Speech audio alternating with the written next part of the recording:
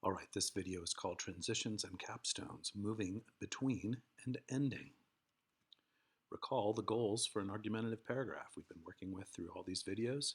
We'll be working with this all year and through upper school. Make a claim that clearly, adequately, and concisely answers the whole prompt. Show that the claim is true. So what's the function of a transition? The function of a transition is to alert your reader to the fact that you're moving between one block of evidence and commentary to another block of evidence and commentary. These can be incredibly simple.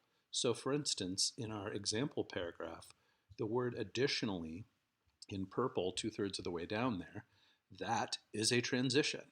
We've been setting up a quotation and analyzing it above. Now we're pivoting to a different setup and evidence and analysis.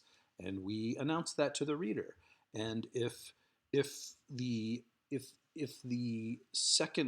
next batch of evidence and analysis is sort of congruous or flows along with the earlier one, then you say things like additionally or also, or use words like that. If there's kind of a contradiction or something, or a paradox, or you're shifting, you might say although, or you might say but on the other hand. But it's always quite simple. It doesn't have to be complicated at all. You're just alerting the reader. So every time you shift, so you go ahead and you use another transition. This paragraph has 2 blocks of evidence and analysis. If there had been a third, we'd need another transition. So what's the function of a capstone statement? Well, the function of a capstone is to draw upon the power of the whole paragraph, and in your concluding sentence to kind of restate your topic sentence, maybe in a more concise way and or more powerful way, where you really kind of spike the ball. Like in volleyball, you end the point with a spike. That's like the capstone sentence in a paragraph. So for instance, in our example paragraph, in dark green at the bottom, enemies bankrupt their friends, leaders do not.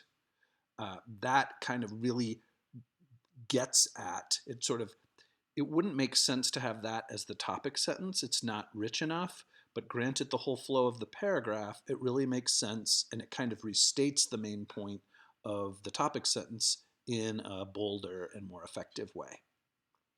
So when to use a capstone sentence? First of all, capstone sentences are optional. They're not required. You shouldn't force them. When you see a way to sort of end the paragraph with a spike and say more concisely or powerfully what you said in your topic sentence, do so. But don't feel compelled to put a capstone sentence at the end if it's just really a restatement or just a paraphrase of your topic sentence. Then it just adds useless words and takes up the reader's time and is just repetitive. So you don't need a capstone sentence in your paragraph. You should just put them in when they make sense to. So takeaways. Recall the goals of an argumentative paragraph. Recall the function of a transition in an argumentative paragraph. Recall the function of a capstone sentence in an argumentative paragraph, and be able to explain when to use a capstone sentence and when not to.